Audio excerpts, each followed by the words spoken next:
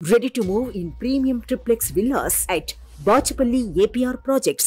ఏపీలో రాళ్లతో రాజకీయం హీట్ రేపుతోంది. సీరియస్ గా మొదలైన రాళ్ల దాడి కాస్త కామెడీగా మారుతోందా అన్న అనుమానం కూడా మొదలైంది.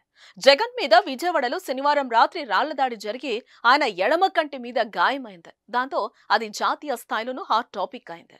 చంద్రబాబు జనసేనతో సహా ప్రతిపక్షాలు రియాక్ట్ అయ్యాయి.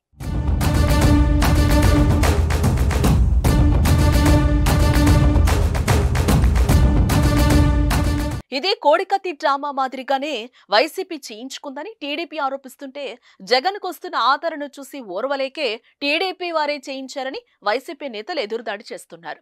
ముఖ్యమంత్రి మీద రాళ్ల దాడి అన్నది ఈసీ స్థాయిలో కూడా సీరియస్ మ్యాటర్ అయింది. జగన్ మీద రాళ్ల దాడి జరిగింది, ఇది మంచిది కాదు అంతా అనుకుంటూ ఖండిస్తున్న టైంలో తెనాలి సభలో పవన్ కళ్యాణ్ మీద ఆగంతకుడు రాయితో దాడి చేశాడు అన్న వార్తలు వచ్చాయి.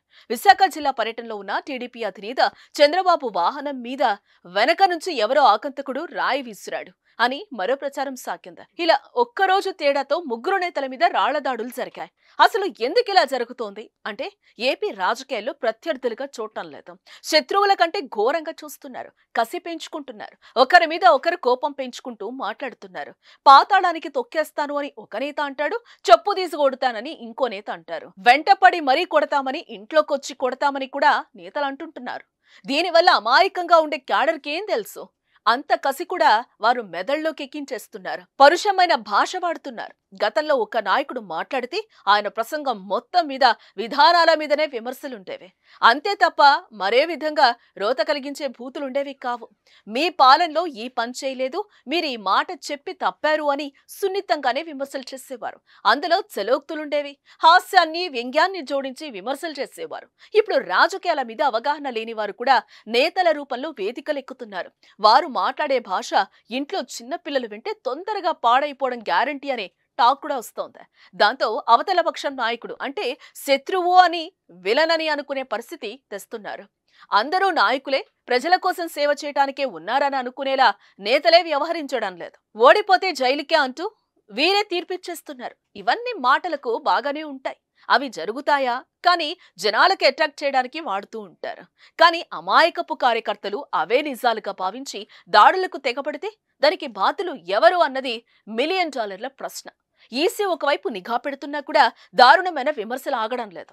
అలాంటిది నిరంతరం విమర్శలు దారుణంగా చేసుకుంటూ ఒకరి మీద ఒకరికి గౌరవం లేకుండా చేసుకుంటూ కార్యకర్తల మధ్య యుద్ధానికి ప్రేరేపిస్తున్నారు.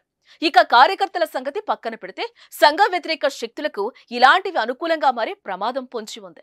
వారు ఎప్పుడూ అవకాశాల కోసం చూస్తారు. అశాంతిగా సమాజాన్ని మారిస్తే కనుక అది చివరికి ఎన్నో ప్రమాదాలకు కారణమవుతుంది. ఇప్పటికైనా నాయకులు తమ భాష మార్చుకోవాలి, ప్రజాస్వామ్యయుతంగా రాజకీయాలు చేయాలి. లేకపోతే రాళ్ల దాడులే కాదు ఇంకా పెద్ద పెద్ద ప్రమాదాలైనా జరుగుతాయని ప్రజాస్వామ్య హితులు సూచిస్తున్నారు. ఇంతకీ ఆగంతకులు రాయితో దాడంటున్నారు. ఆ ఆగంతకులెవరు?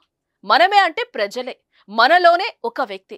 అలా దాడి చేసి సంఘ విద్రోహ శక్తుల కోటాలో కలవడం కన్నా బాధ్యత గల మనిషిగా మారడం గౌరవనీయం కాదా? చీకట్లో రాయి విసిరే కన్నా వెలుగులో ఓటు వేయడం మిన్న. ప్రజలు తమ నేతల మాటలకు రెచ్చిపోకుండా సంయమనం పాటించాలి. రాయి కంటే బలమైన ఆయుధం ఓటు అని గుర్తించాలి. నచ్చని నేతకు ఓటుతోనే సమాధానం చెప్పాలి. అప్పుడే నేతలకు సరైన బుద్ధి చెప్పిన వారవుతారు. జై హింద్.